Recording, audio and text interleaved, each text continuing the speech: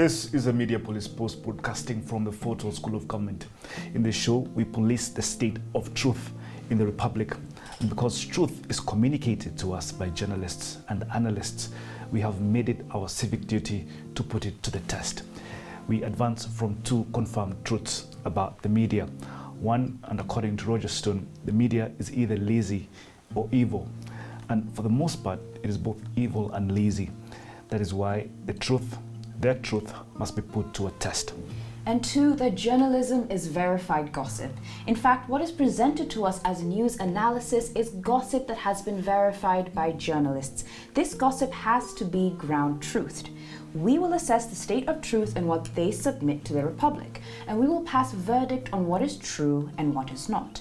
For the record, we are not journalists, we are thinkers. We are not lazy or evil, and we do not verify gossip. What we give you is the truth that sets you free. On today's show, we will discuss ideas that reflect unformed and uninformed opinions and ideas that made you stupid. These are narratives that fell into the cognitive trap of we see things as we are, not as they are, narratives based on conjecture history, and those that smack of envelope journalism. Welcome to and AX. Thank you. Thank you. Now, we have time and again told you that William Ruto may not be on the ballot come August. In fact, we want to hypothesize that Raila Odinga could be the only candidate in the August election. We will use chaos theory to explain our hypothesis. Chaos theory for dummies basically defines how a series of little inconsequential random things lead to a big impact. A good example is the butterfly effect, that a butterfly flapping its wings in Brazil can cause a tornado in Texas. And that is because the many random actions required for a tornado to happen require small triggers like the flapping of a butterfly's wings. The central thesis here is that in as much as a series of things happening appear random, they are not. They are all interconnected and always lead to a massive impact. Suppose our hypothesis is correct. The question therefore would be, what are these seemingly random things that add up to Ruto not being on the presidential ballot come August? In our view, there are three things. The first is the 2013 Muteshi land case, where Ruto was found guilty of fraudulently obtaining land. Ruto was fined and he moved on, but it was kept on record that Ruto indeed illegally obtained Muteshi's land. Question is, how will that look when read against Chapter 6 of the Constitution? The second random thing is the Gisheru ICC witness tampering case at The Hague. Recently, at his trial, 8 out of 10 witnesses claimed Gisheru was acting on behalf of Ruto with regard to witness interference. If the ICC issues an arrest warrant against Chief Hustler, man from Sugoi, is cooked. He will be an international fugitive, and no court in the world would allow an international fugitive to run for office. Even Maratha's own court would not do it. And the third random thing is a Supreme Court ruling on BBI. And the thinking herein is, if the Supreme Court could stop a whole president from initiating a referendum, then it means they can stop a deputy president from vying if they deem him unfit for office. And how will he be found unfit to run? The two inconsequential random things, the Muteshi land case and ICC, period. What's my point here? The judiciary is the butterfly that will cause a tornado in Ruto's political career. And if Ruto is disqualified from running, he will never be president. On the flip, this is also how Raila will be our next president. And by the way, if Raila is the only presidential candidate, we won't even need to vote. CHEBUKATI will declare him president-elect on August 9th, 6 a.m. All right, so today I would like to go back to basics and address Senator Irungu Kang'ata's piece in yesterday's Sunday Nation. In a piece entitled "Trends Show Raila Will Destroy Uhuru After 2022, Kang'ata uses history to attempt to demonstrate how Raila will quote-unquote destroy President Kenyatta after August 2022. However, in doing so, he falls prey to the trap of seeing things as he is and not as they are. Let me explain. Kangata uses the examples of Botswana, DR Congo, and Angola, allegedly examples of an incumbent backing a candidate only for the candidate to turn around and betray them, to demonstrate why the president is wrong to trust Raila. If this were a case in court, these countries and their experiences would be the precedent Kangata cites to make his point. However, and not to disparage or embarrass my senior counsel, this precedent must be distinguished, as in it must be set aside because the material facts of our Raila situation are not the same as those in Botswana, DR Congo, and Angola.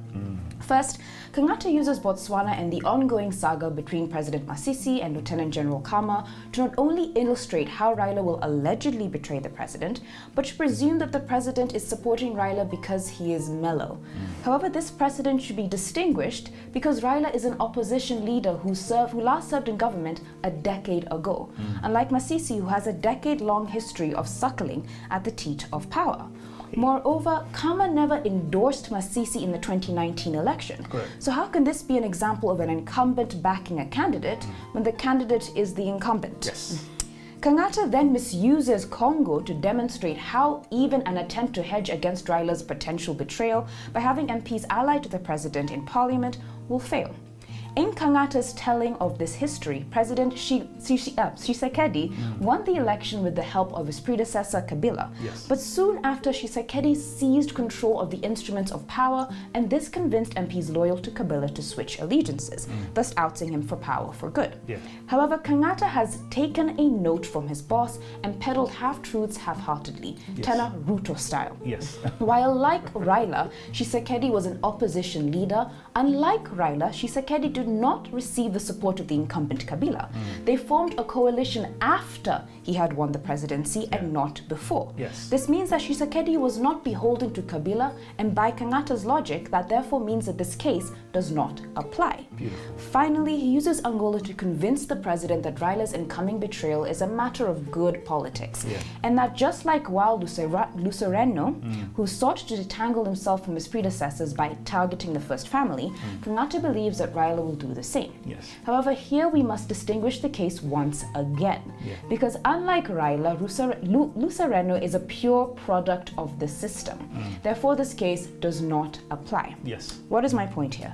3 times Kangata has tried to use history to predict Baba's future, and 3 times he has failed. Kangata failed because he saw things as he is and not as they are. Correct. The truth is that there are few, if any, examples of an incumbent supporting their opposition for office only for that candidate to betray them.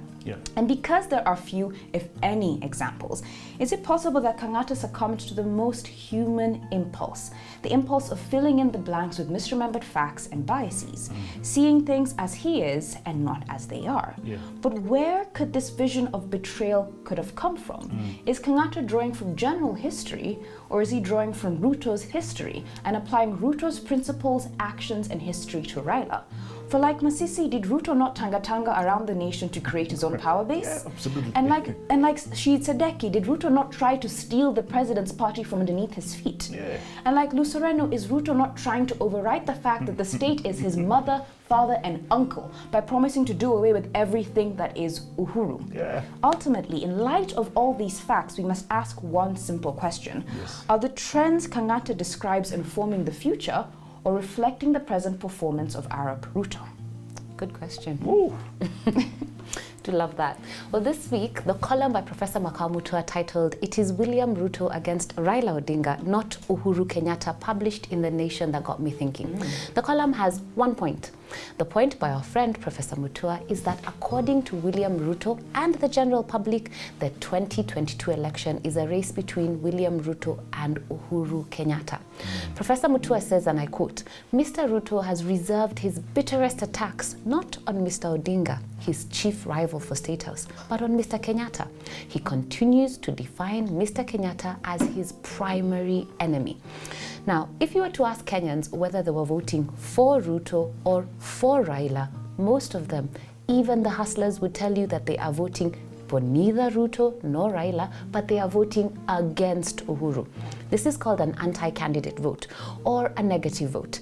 An anti-candidate vote is a vote based on the rejection of a candidate one does not like, rather than enthusiasm for the candidate you end up voting for.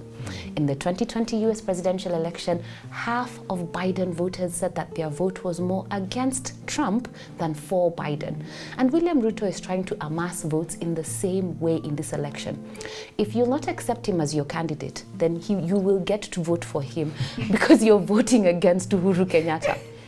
What most people do not know is that an anti-candidate vote is a product of cognitive dissonance. Yes. Cognitive dissonance is the discomfort we feel when we hold conflicting beliefs or views, or where there is an inconsistency between our values or beliefs and our actions. Yes. Because we're human beings and we are bad at dealing with inconsistencies, our instinct is to resolve them by any means necessary. Yeah. So if you're voting pro-Ruto because you are anti-Uhuru, you should know that you reject William Ruto and his UDA ideology on a psychological level. Yes. And to deal with the disturbance you feel with a Ruto presidency, you're rationalizing your vote as not a vote for Ruto, but one against Uhuru. Yeah. Allow me to explain. Love it. So to be honest, Yeah. the 2022 election is an election about nothing.